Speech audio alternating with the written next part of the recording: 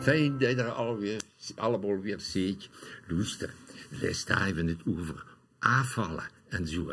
Maar dat valt ook niet altijd met. En dan de lien en dan lege over de lien. Daar heb ik wat op gemaakt.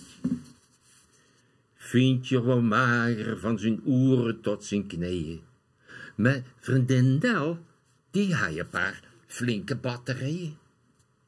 En er worden al reaal wat kilo's dus, hoor. Het had er over altijd gauw een smoesje kloor. Och wie les vind je hem hatelijk vroeg.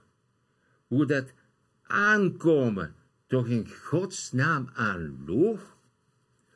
Toen zag Nel met van die ronde, bollende wagen, dat is hem dat kleier krumpen als ze lang in de kast hangen.